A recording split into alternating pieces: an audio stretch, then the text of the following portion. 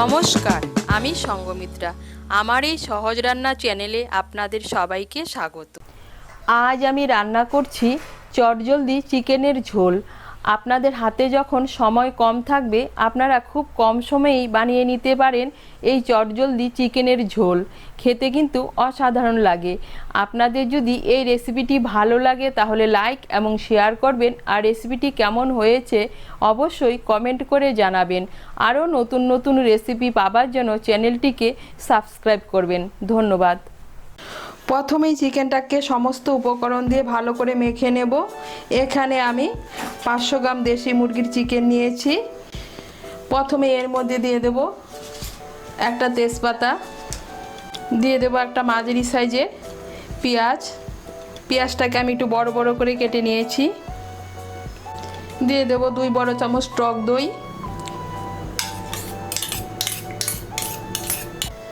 আর এখানে দিয়ে দেব কিছু বাটা মশলার মধ্যে নিয়েছি একটা মাঝারি সাইজের পেঁয়াজ বাটা, 5-6টা শুকনো লঙ্কা বাটা, 2 ছোট চামচ জিরে বাটা, 1 ছোট চামচ ধনে বাটা, 1 ছোট চামচ আদা বাটা, 2 ছোট চামচ রসুন বাটা।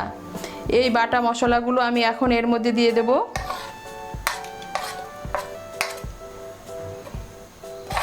আমি এই রান্নাটা বাটা মশলা দিয়ে করছি, আপনারা গুঁড়ো মশলা দিয়েও করতে পারেন।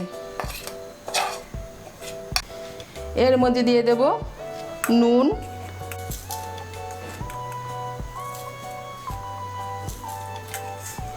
দিয়ে দেব 1 ছোট চামচ হলুদের গুঁড়ো,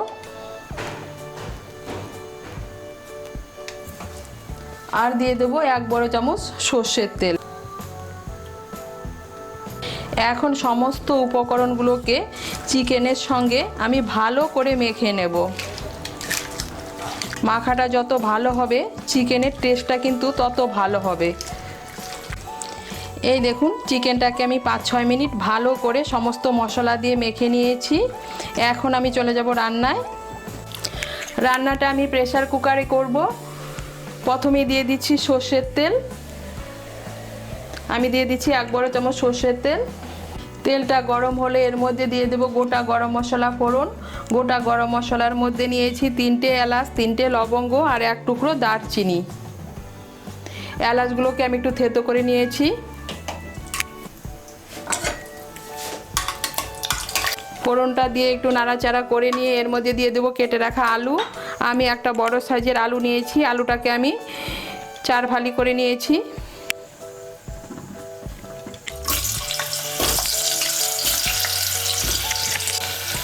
আলুটাকে একটু ভেজে নেব।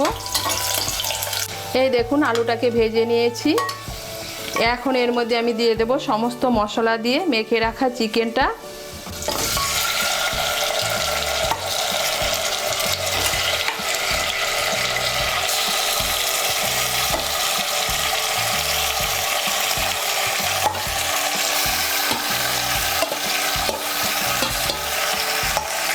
আমি যে পাত্রে চিকেনটা মেখে রেখেছিলাম সেই পাত্রটা ধুয়ে সামান্য একটু জল দিয়ে দেব।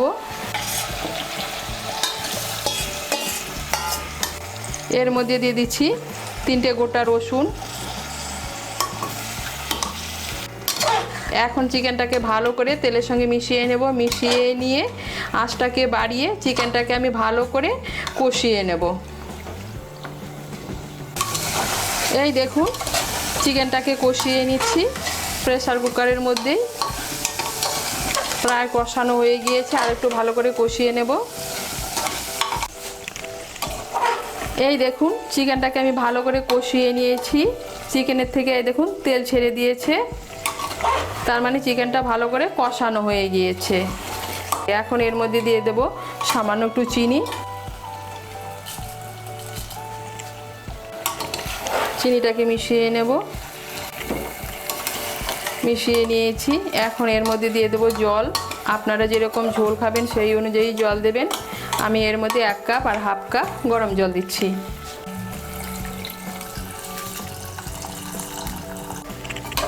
জলটাকে ভালো করে মিশিয়ে নেব। এখন এর মধ্যে দিয়ে দিচ্ছি চিড়ে রাখা কাঁচা লঙ্কা। আমি এর মধ্যে দিয়ে দিচ্ছি 4টে চিড়ে রাখা কাঁচা লঙ্কা, আর দিয়ে দিচ্ছি হাফ ছোট চামচ গরম মশলার গুঁড়ো। আর এই সময় আপনারা নুনটা একটু টেস্ট করে নেবেন। আমার এর মধ্যে সামান্য একটু নুন লাগবে, আমি নুনটাও দিয়ে দিচ্ছি।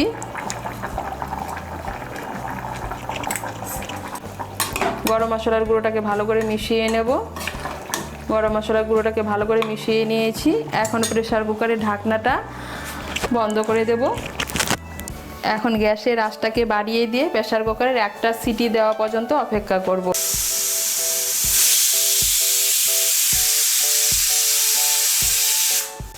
এই দেখুন প্রেসার কুকারটা একটা সিটি দিয়ে দিয়েছে। এখন আমি গ্যাসটা বন্ধ করে দেব। বন্ধ করে দিয়ে প্রেসার কুকারটাকে ঠান্ডা হতে দেব। ঠান্ডা হলে তারপর প্রেসার কুকারটা খুলে পরিবেশন করব। এই দেখুন প্রেসার কুকারটা ঠান্ডা হয়ে গিয়েছে। এখন আমি আপনাদেরকে খুলে দেখাচ্ছি। এই দেখুন চিকেনটা একদম সেদ্ধ হয়ে গিয়েছে। আর কত সহজেই প্রেসার কুকারে চিকেনটাকে বানিয়ে নিয়েছি। আপনাদের হাতে যখন সময় কম থাকবে আপনারা খুব কম সময়েই বানিয়ে নিতে পারেন এই প্রেসার কুকারে চিকেন। তৈরি হয়ে গেল চটজলদি চিকেনের ঝোল।